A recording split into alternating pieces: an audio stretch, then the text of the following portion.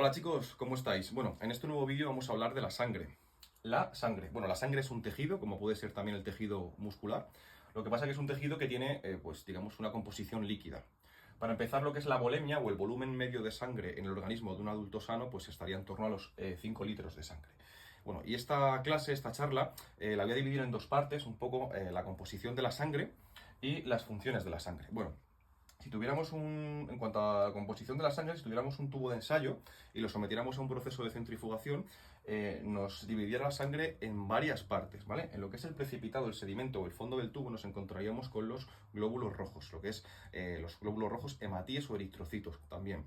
Digamos que estas células lo que se encargan, como bien hemos dicho en otros vídeos, es de transportar el oxígeno y el dióxido de carbono en la sangre. Lo que es entre la parte del plasma, que es la parte que quedaría la parte sobrenadante, y los glóbulos rojos nos encontraríamos con digamos, la fracción leucoplaquetaria, que sería menos de un 1%, estaría formada por los glóbulos blancos o leucocitos, que son las células encargadas de la defensa del organismo frente a infecciones, agentes patógenos, elementos extraños del organismo, y las plaquetas, que se encargan de la hemostasia o los procesos de coagulación sanguínea. En la parte superior o sobrenadante nos encontraríamos con el plasma, que es el líquido que constituye la sangre, lo que es el líquido de transporte, el medio de transporte. El plasma estaría formado, digamos, por una parte que es la que no tiene, digamos, los factores de coagulación, que sería el suero, y el plasma sí que poseería los factores de coagulación. Esa es la diferencia fundamental entre suero y plasma, que el suero no tiene factor de coagulación, y, como por ejemplo el fibrinógeno, y el plasma sí que lo tiene.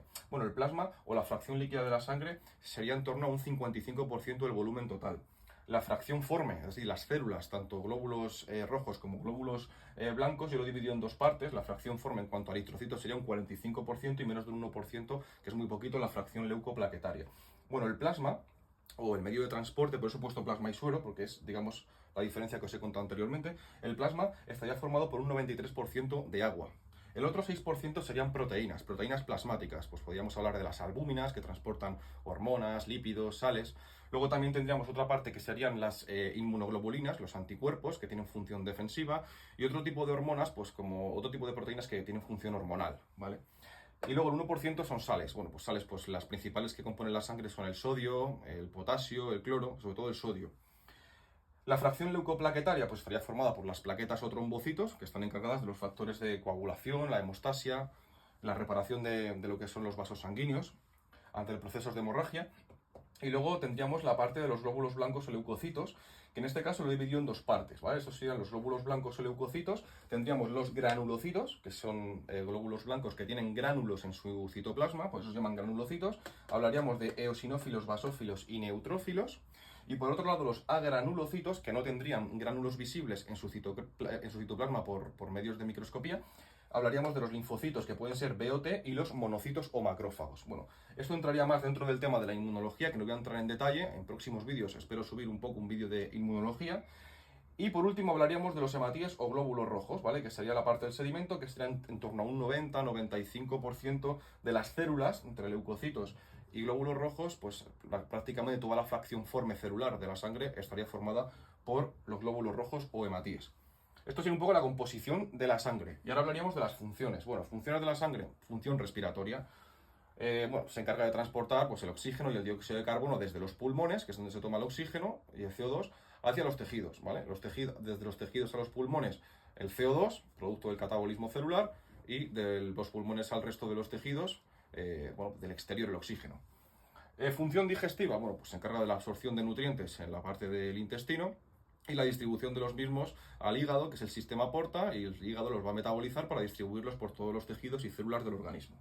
Mantenimiento de pH, bueno, pues digamos que lleva un equilibrio entre, digamos, las sustancias ácidas, como puede ser el dióxido de carbono, y los carbonatos o bicarbonatos. Lo que hace es que mantiene el pH constante a un pH más o menos entre 7,3, 7,4 más o menos en la sangre.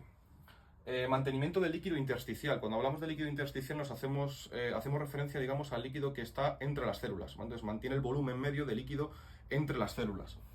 La regulación hormonal, pues sí, transporta las hormonas, secreciones hormonales, desde las glándulas que los producen hasta los órganos diana donde ejercen su efecto.